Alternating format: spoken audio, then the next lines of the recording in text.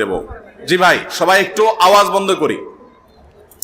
এরপরে প্রশ্ন হলো, যারা নিরপরাধ কোন ব্যক্তির বিরুদ্ধে কুৎসা রটায় বা তাকে হেয় প্রতিপন্ন করার উদ্দেশ্যে অপপ্রচার করে, ইসলামী শরীয়ত মোতাবেক তাদের ব্যাপারে সিদ্ধান্ত কি? তারা কি শাস্তি পেতে পারেন?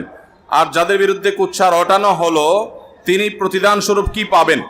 ভাইরা আমার, যদি কোনো নির্দোষ মানুষকে কেউ মিথ্যা অপবাদ দেয়, তাহলে সেটা সবচেয়ে জঘন্য কবিরা গুনাহ মহাপাপগুলোর মধ্যে থেকে একটা। কোরআনে কারীমের সূরা হুজুরাতের মধ্যে আল্লাহ রাব্বুল আলামিন আমাদেরকে গীবত করতে যেমন নিষেধ করেছেন, একইভাবে নিষেধ করেছেন ওয়ালা তাজাসসু, তোমরা একে অন্যের পেছনে দোষ আবিষ্কার করার জন্য লেগে পড়বে না, খোসায় খোসায় মানুষের দোষ বাইর করবে না। তাও আবার যদি ডাহা মিথ্যা কথা বানিয়ে কারোর চরিত্রে কালিমা লাগানোর চেষ্টা করা হয়, সেটা যেই করুক, যে উদ্দেশ্যেই করুক, সেটা সম্পূর্ণ হারাম এবং সবচেয়ে বড় হারামগুলোর একটা। কারোর দোষ আছে সত্য, সেটা তার পেছনে বললে তাকে বলা হয় গীবত। আর কারোর দোষ নাই সেটা যদি তার পেছনে বলা হয়, সেটাকে বলা হয় তোহমত বা মিথ্যা অভিযোগ। এই গীবতের অপরাধের ভয়াবহতা কত বেশি আমরা জানি। নবী সাল্লাল্লাহু আলাইহি ওয়াসাল্লাম মেরাজে গীবতকারীর শাস্তি কেমন হবে, সেই মক শাস্তি জাহান্নামে তাকে আল্লাহ দেখিয়েছেন।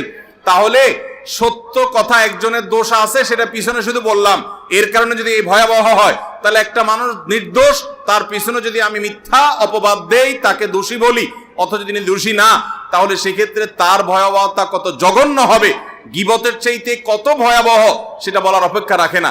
আল্লাহ তাআলা কোরআনে কারীমে এই জাতীয় কাজ যারা করে তাদের সম্পর্কে বলেছেন, তাহসাবুনাহু হাইয়িনা, তোমরা কারোর চরিত্র নিয়ে প্রশ্ন তোলো, মিথ্যা কথা বলো, এটাকে তোমরা হালকা জিনিস মনে করো, ওয়াহুয়া ইনদাল্লাহি আযীম, অথচ এটা আল্লাহর কাছে অনেক বড় অপরাধ, বিশাল বড় অপরাধ। আমরা অনেকেই দেখি যে আমাদের সমাজে অনেক সময় একটা নির্দোষ মানুষের চরিত্রে কালিমা দিয়ে তার নামে মিডিয়াবাজি, পেপার পত্রিকা, মিডিয়াতে বিভিন্নভাবে আপনার ট্রায়াল হয়, তাকে দোষী সাব্যস্ত করা হয়, অথচ লোকটা সম্পূর্ণ নির্দোষ। আছে না নাই? এরকম নির্দোষ মানুষকে দোষী হিসাবে সমাজের মানুষের কাছে দেখানো হয়, তুলে ধরা হয়। যারা এই কাজ করে আল্লাহর জমিনের সবচেয়ে নিকৃষ্ট মানুষগুলোর একটি। এর জন্য তাদেরকে মানুষের চরিত্র হনন করার অপরাধে কিয়ামতের ময়দানে বিচারের মুখোমুখি হতে হবে। ওই লোকটা মাফ না করলে স্বয়ং আল্লাহ এই অপরাধ মাফ করবেন না। অতএব আমরা কেউ কারোর পেছনে মিথ্যা অপবাদ দেওয়ার এই ভয়াবহ অপরাধ থেকে বেঁচে থাকবো ইনশাআল্লাহ। ভাইরা আমার, আমরা অনেক সময় ধারণা করে মানুষের সম্পর্কে বাজে কথা বলি। আল্লাহ বলেছেন যে এরকম ধারণা করা যাবে না, ইন্না বা'দায-যান্নি ইসম, কিছু কিছু অপরাধ ধারণা মানুষের প্রতি যে মন্দ ধারণা করেন, এটা গুনাহ। নবী সাল্লাল্লাহু আলাইহি ওয়াসাল্লাম বলেছেন, ইয়্যাকুম ওয়ায-যান্না ফা ইন্নায-যান্না আকযাবুল হাদিস, কারোর পেছনে মন্দ ধারণা করা থেকে বিরত থাকবে, কারণ এটা সবচেয়ে বড় মিথ্যা কথা।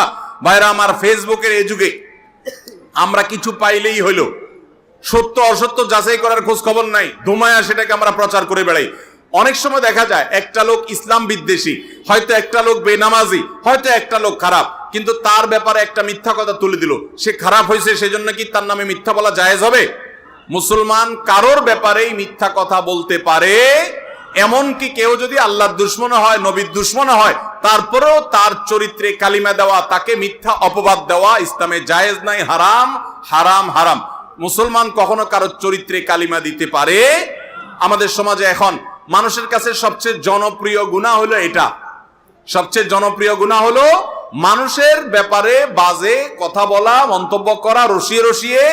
এগুলো আমাদের খুব মজার একটা কাজ হয়ে গেছে। আল্লাহ তাআলা আমাদের এই ভয়াবহ গুনাহ থেকে বেঁচে থাকার তৌফিক দান করুন। আরেকজনের ব্যাপারে মন্তব্য করতে সাবধান। আল্লাহ বলেছেন, ওয়ালা তাকফু মা লাইসা লাকা বিহি ইলম, যে বিষয়ে তোমার নিশ্চিত ধারণা নাই, জ্ঞান নাই, সে বিষয়ে তুমি ধারণা করে কোনো মন্তব্য করতে যাবে। আল্লাহ আমাদের সবাইকে বেঁচে থাকার তৌফিক দান করুন।